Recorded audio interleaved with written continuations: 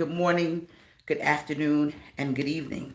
Whatever part of the world you happen to be watching me from right now, it is not just Thursday, it is the day that we fast. Remember, we fast every Thursday from 11:45 Wednesday night to 12 noon lunchtime, your time, all over the world. We're fasting. And so because we fast on Thursdays, just understand you're only missing lunch. You're not missing dinner. Well, depending on which part of the country you're in. You are only missing what? Breakfast. And so, because you're only missing breakfast, we want you to please be diligent in your fasting. Mark your calendar and let the calendar remind you. Put your smartphone and your cellular devices and let it says, we're fasting. Whatever you got to do to let the people know that we are fasting, do that. To each and every one of you, it's good to see you, Jacksonville. I am on my way. Thank you, everyone. I acknowledge your wonderful, wonderful, wonderful hellos. You guys are beautiful. Good morning, Belize, because Belize just went up the timeline.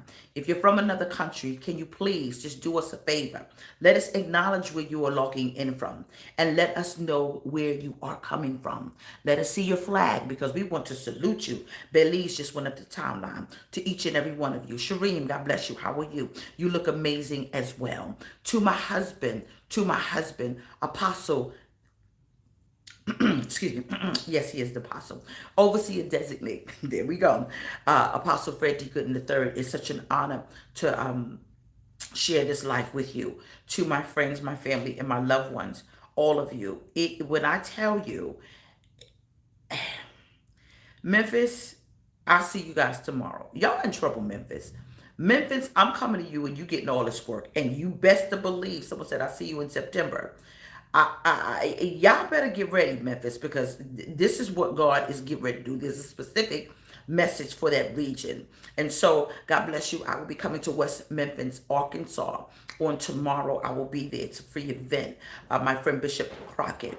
To each and every one of you, I'm coming to, that's right, Jacksonville, Florida. It's a free event. I want to see you. And please be there. Someone said, we're ready for tomorrow. Please be there. Please be there. Please be there on Sunday at 11 o'clock at our service times at Unity. My husband did that thing last night.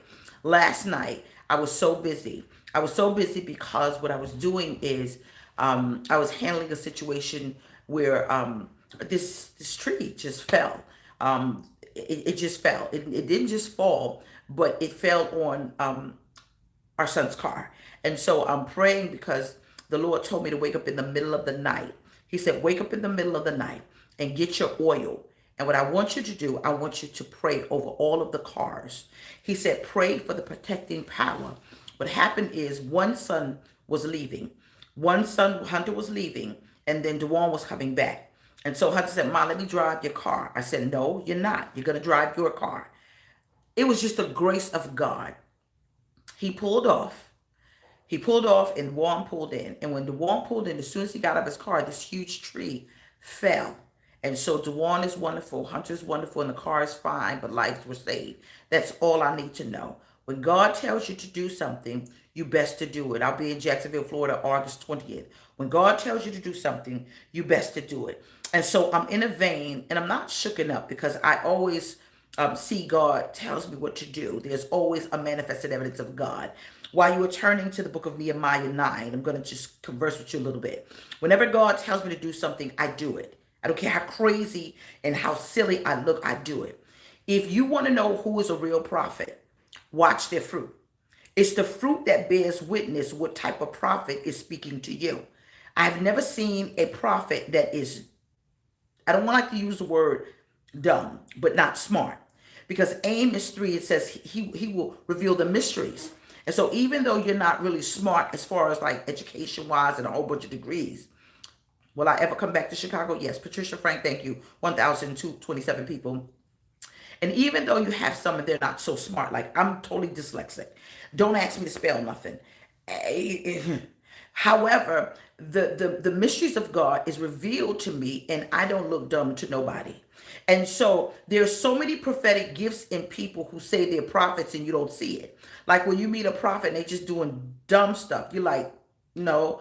your fruit is not bearing witness, because there's witness to this. Someone said, this is going to be good. You preaching already. Miss West, trust me, it's going to get real good. And then when you have prophets and they say they're prophets, and they don't have a melody inside of them, because most prophets have a melody. And so understand, there are so many fruits of the spirit that you don't even pay attention to. And everybody says, I'm a prophet, I'm a prophet. No, you ain't. Sit down, rest in the Lord. That's a gift that you want because you think it's popular. No, it is a very painful gift to have. There's a prophetic mandate and there's a mantle that falls. And so when the Lord tells me to do something, I do it. Now, why am I saying this? I'm saying this because the word I'm getting ready to give you is getting ready to shift somebody's life. The word that the Lord has given me for you, it is about to shift somebody's life. I am giving you a moment. God bless you. I am going to give you a moment to click, to tag, and to share. Because what I am about to tell you is going to be mind-blowing. It is such a revelatory word from God until I'm in a vein. I was crying. I couldn't. I thank God for my husband, because I have the type of husband who also has the gift of prophecy. But one of the things about my husband that I love, my fruit can bear witness and it doesn't bother him. What am I saying? I'm saying that, Katrina, let's go. I'm saying that I can walk around my house and I can commune with God and he don't call the police. I can commune with God and I can speak to God in my heavenly language and the Lord will respond, and I can do something and my husband will say, you're being annoying. Could you please sit down and shut up? I can speak to, and a lot of times my husband, he just get behind me and we just go to war together. And so I'm going somewhere, and I want you guys to please get yourself ready, because this word is going to shift the way you think. Set your notifications to this page. This is our morning devotion.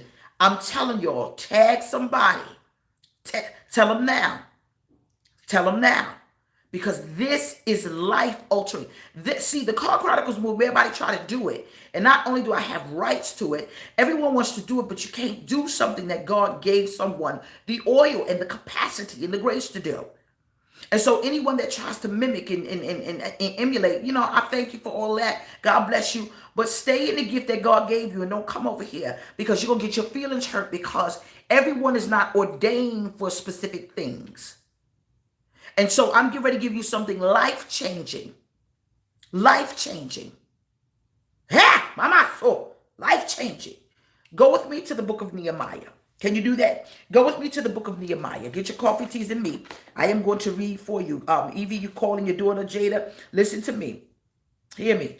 Hear me. Evie, let me say something to you, Yvette. Your daughter Jada wants to be loved. Not that you can't love them, not that Kevin can't love them. She's looking for something specific. She wants to have children. She wants to do all of those things that everybody deems normal. I'm saying deem normal because that's not normal to a lot of people who like their single life and don't want kids or whatever the case may be. However, she's going about it the wrong way. I want to tell you this, Evie, and you're not going to like what I'm going to say, but Jada wants to relocate. Don't be afraid to let her go. Jada wants to relocate. Jada, she wants to relocate. And because she wants to relocate, you feel that if you hold her, you can protect her, but let her go. Let her go. It's very difficult to let your children go. Let her go. Let her go. If she says, look, I don't want to live up north anymore, wherever she wants to go, let her go. God got her. Watch this. Nehemiah 9. I'm going to read this for you. Get your coffee, teas, and me. I'm starting from the, I'm going to go to the, what I'm going to do is I'm going to start at 13. Now, listen to me. I'm going to read for you. I'm going to read for you. I'm going to read for you. Makita. Makita. I'm going to put it in your inbox. God will never give you something and you'll lose it. You never. Miss Braxton, my girl. He will never give you something and you lose it. Listen to me. This is what the word of the Lord says. You came down. You came down from Mount Sinai. You spoke to them from the heavens. So now what God is doing, he's speaking concerning the children of Israel. Us. The black folk, the Cush. He is saying, look, I'm talking to y'all. I spoke to y'all from heaven. I've already told y'all what you wanted. I've already showed you the supernatural manifested evidence of God. Hear me. I've spoken to you from heaven. You gave them regulations, laws, rules that were just and they were right. See, God right now is giving you regulations to follow concerning your breakthrough. And so he is giving you the rules and regulations, decrees, and commands that are very good. See, I already know the enemy is going to be very upset about this word because it is about to be life-changing. Hear what I'm saying? You made known to them concerning the holy Sabbath, and you gave them the command and the decrees of the law through a servant named Moses. You said to them, in their hunger, when they didn't have anything to eat, you gave them bread from heaven. You were also thirsty. And what he did is he gave you water from a rock. I'm reading the NIV. You told them to go and take their possessions. Take their position. Go in and subdue the land that you swore that you would uplift them and give it to them. So God is already telling you, I'm going to give you stuff. I am going to do exceedingly abundantly above all you could ever think or ask. He says, I'm already going to do this. I already see something is happening with the Wi-Fi. I already see it. I already see it. I already see that something is happening to the Wi-Fi. It never fails. When God has me in a specific vein, everything that tries to go left wants to go left. Everything that wants to go left is going to try to go left. I am going to keep on speaking. Hear what I am saying.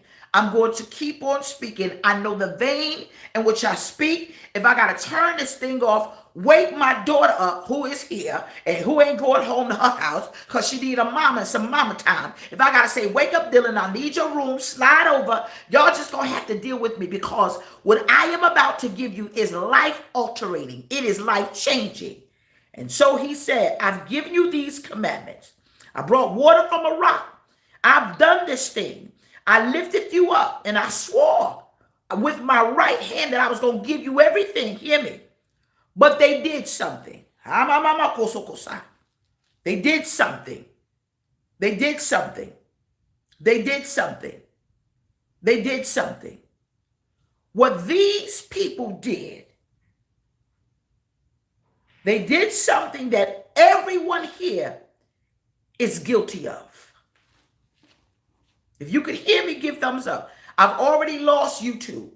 I'm going to log off and I'm going to come back on because I will not have this message disrupted. I will not have it disrupted. I won't do that. So this is part 1.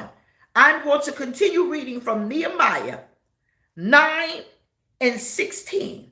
I want you to keep, matter of fact, right there, I want you right now, 1,000 people here and 500 there. I want y'all to stay right there. In fact, this will give you time to go get anybody else that you want to hear this message. I'm going upstairs. Somebody just going to have to get up out their bed.